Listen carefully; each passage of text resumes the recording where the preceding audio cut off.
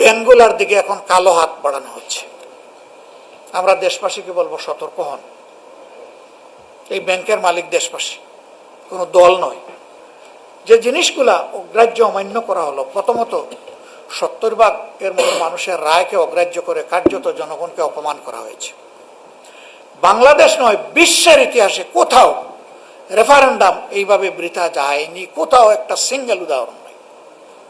বাংলাদেশের 4টা রেফারেন্ডাম, এটা চতুর্থ। প্রথমটাও বিএনপির হাতে, প্রথমটাও সংবিধানে ছিল না।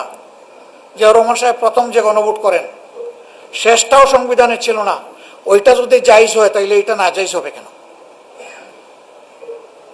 হ্যাঁ, এটা মনের মতো হয় না, এই জন্য এটা না জায়েজ। এখন আবার এটা ফ্যাক্টাম ভ্যালিড। সম্মানিত দেশবাসী, এরপরে আপনারা দেখলেন যে গুরুত্বপূর্ণ কতগুলো সংস্কার যেগুলো অধ্যাদেশ আকারে এসেছিল, তার মধ্যে ছিল দুদক। দুদককে রিশাফল করে দুদকের অ্যাপয়েন্টমেন্টটা পলিটিক্যাল ইনফ্লুয়েন্স থেকে বাইরে নিয়ে এসে উপযুক্ত দক্ষ নিরপেক্ষ লোককে সেখানে বসানো। দিলেন ওনারা আটকে, এটা তুললেনই না।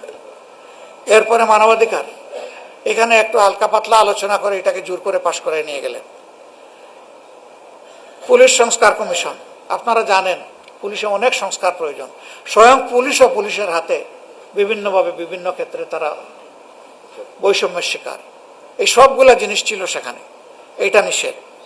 গুম কমিশন, গুম প্রতিরোধ, আলোচনায় আসা হলো না। আরে এই গুমের শিকার লোকেরাই তো সংসদে এখন সদস্য হয়ে এসেছে।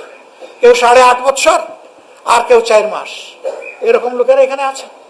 আবার গুমের শিকার পরিবারের সদস্যরা এখানে নির্বাচিত হয়ে এসেছে। আশ্চর্য ব্যাপার। জোর করে এটাও ফেলে দেওয়া হলো, এটাও হবে না। তার মানে কি আবার গুম হবে? তার মানে কি আবার নতুন করে আয়নাঘর গড়ে তোলা হবে? সেই বার্তাই তো দিচ্ছে এখন এই বিষয়গুলো। এরপরে ব্যাংক সংস্কার, এর জন্য ব্যাংক রেজুলেশন। এই যে ব্যাংক থেকে লাখ লাখ কোটি টাকা লুণ্ঠন হয়ে বিদেশে পাচার হয়ে গেল, এগুলাকে আইনের আওতায় এনে উদ্ধার করা এবং শাস্তি নিশ্চিত করার জন্য অধ্যাদেশ ছিল, সেইটা টেকিয়ে দেওয়া হলো।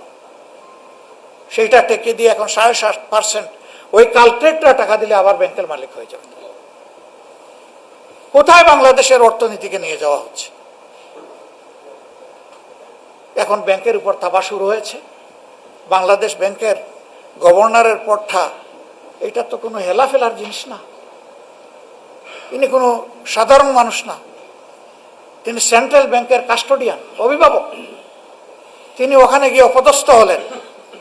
আগে তাকে কোনো কিছু বলাও হলো না, তাকে এবং তার অ্যাডভাইজারকে অপদস্থ করে বাংলাদেশ ব্যাংক থেকে বের করে দেওয়া হলো। এবং সেখানে রাজনৈতিক অভ্যুত্থান হলো, কু হলো।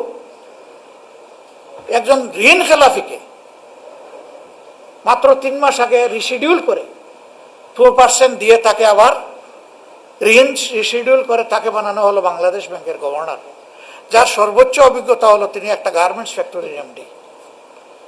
দুনিয়ার কোনো জায়গায় তামসা জাতির সাথে করা হয়েছে বলে আমাদের জানা নেই। এখন আস্তে আস্তে তফসিলি বাণিজ্যিক ব্যাংকগুলোর দিকে এখন কালো হাত বাড়ানো হচ্ছে। আমরা দেশবাসীকে বলবো, সতর্ক হন। এই ব্যাংকের মালিক দেশবাসী, কোনো দল নয়। সবাইকে পাহারাদারের ভূমিকা পালন করতে হবে, গর্জে উঠতে হবে। আপনার আমানত আপনাকে রক্ষা করতে হবে। আমরা আপনাদের সাথে।